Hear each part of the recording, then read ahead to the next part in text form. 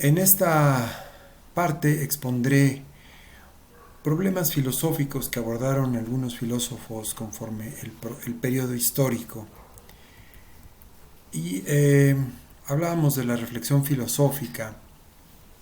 Y aquí un cartón de Mafalda, donde ella dice: venimos por la vacuna contra el despotismo, por favor. Ahí está un tanto la reflexión que tuvo ella y que compartió seguramente con sus compañeros sobre en qué consistía el despotismo y cómo quisieran ellos, de manera metafórica, estar vacunados para no caer en esa actitud. Bien, abordaré ahora Sócrates, hablaré muy rápidamente sobre algunos filósofos. Como he señalado, Sócrates se conoce como el primer filósofo de manera formal en la filosofía occidental por su capacidad de generar discusión mediante preguntas y respuestas. Él no escribió nada, no hay documentos que se conozcan de él, pero tuvo un afán por el saber, hablaba de la importancia del saber, tenía una postura innatista del conocimiento, esto es, que el hombre ya nace con el conocimiento, solo requiere recordarlo, por lo que él decía que él era un partero de almas, partero de entendimiento, de razón, porque a través de sus preguntas lograba que los hombres recobraran o pusieran a la luz nuevamente lo que conocían. Platón fue discípulo de Sócrates y tuvo como objeto de estudio el conocimiento y el saber, entre otras cosas, por supuesto. Pero aquí quiero destacar esto. Él hablaba de la reminiscencia, que es el acto de recordar, que también lo muestra ahí la influencia de su maestro Sócrates, del acto de recordar. Y las ideas son el alcance o la precisión que tenemos sobre aquello que conocemos.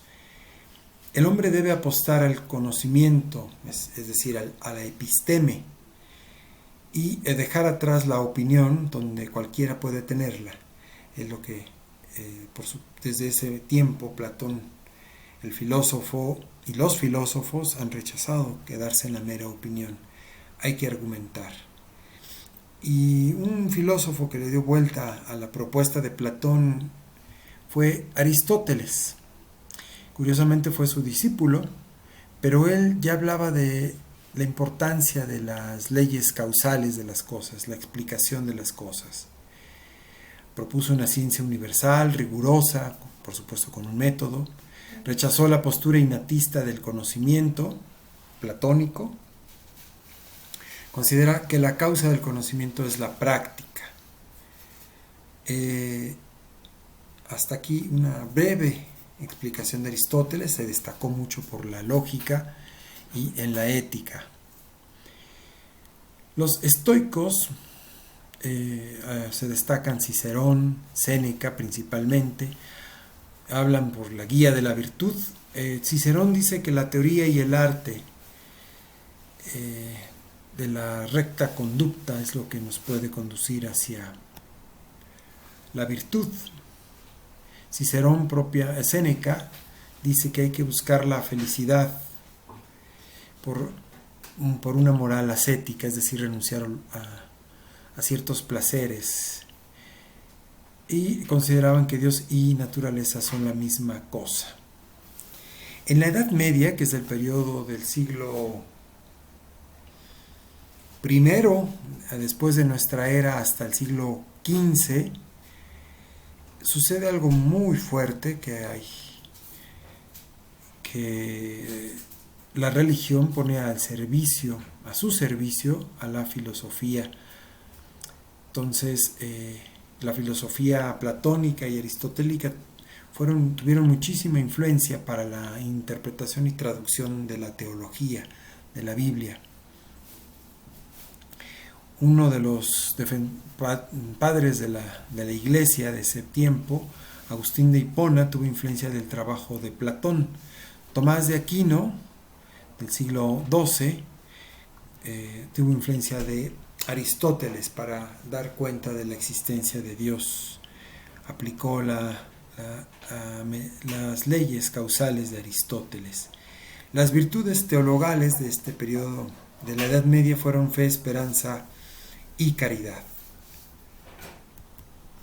Renacimiento es, aquí la filosofía empieza a liberarse de la teología. Nuevamente el hombre es el centro de sus problemas. Y desde la filosofía se empieza a preguntar cómo es que el hombre explica y comprende su ser y los fenómenos del mundo. Francis Bacon propuso el método científico para formalizar la investigación del filósofo y del científico. La Ilustración, es el siglo de las luces, se conoce así, tuvo el lema que en latín es apere aude y que se traduce como ten el valor de servirte de tu propia razón. Aquí ya propiamente la filosofía se había liberado de la teología, había dejado de servirle a la religión.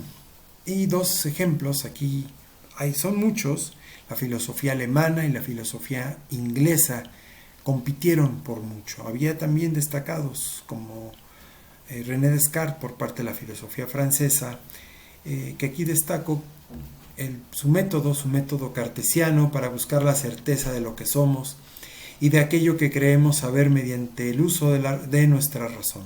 Finalmente, decíamos que él dice que somos pensamiento, somos razón. Kant, este filósofo alemán, dice que es, a mi juicio, es el ejemplo más importante de este periodo de la Ilustración, y él desarrolló un sistema filosófico en el que abordó muchas disciplinas, tanto de la ética, del conocimiento, de la estética, de la lógica.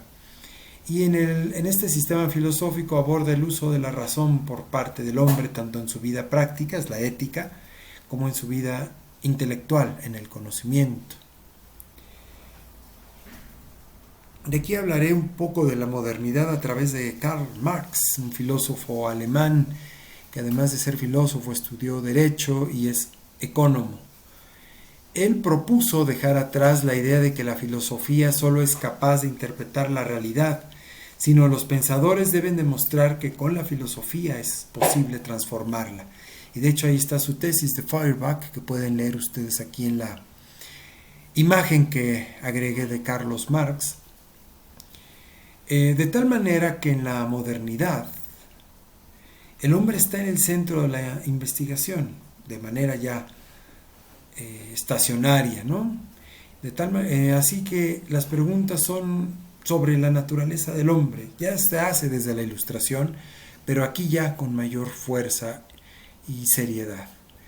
Y lo ejemplifico yo con cómo es que se adquiere el conocimiento, cómo lo ampliamos, el conocimiento cómo se relaciona con nuestras creencias, cómo el hombre se relaciona con otros desde el punto de vista económico, ético, su relación con el mundo, su relación con el universo. En resumen, la reflexión filosófica, el filosofar, se ha convertido en un vasto complejo de disciplinas que por sí mismas o en trabajo con otras disciplinas ahora científicas abordan diferentes problemas. Por ejemplo, con la ciencia de la computación, con la psicología cognitiva, con la inteligencia artificial, con la neurociencia, con las matemáticas. Y aquí quisiera nada más ejemplificarlo cuando en el video en el que abordé el mito de la caverna, donde quienes solamente conocían a través de las sombras y que le faltaba otra información que podía provenir, en este caso ya de la realidad, en este caso los colores, la textura, etc. La filosofía de la mente se relaciona con la neurociencia y con la psicología cognitiva, Y hay una investigación muy interesante de Frank Jackson que se llama Lo que María sabe, y es semejante a esto del mito de la caverna, donde señala que hay una mujer llamada María encerrada en un cuarto donde todo es solo en blanco y negro, incluso el libro en el que se basa para conocer información de las cosas que existen afuera de ese cuarto, están en blanco y negro, pero se habla de los colores que tienen los objetos, los tomates, el color de los tomates, de las manzanas, del cielo, etc. Así que se pregunta el filósofo de la mente que si al salir de ese cuarto esta mujer, María, que dice pone de ejemplo Frank Jackson, sabrá lo que son los colores o estará reaprendiendo. Aquí la importancia de los trabajos multidisciplinarios y, por supuesto, la importancia que esté presente la filosofía como base y fundamento conceptual.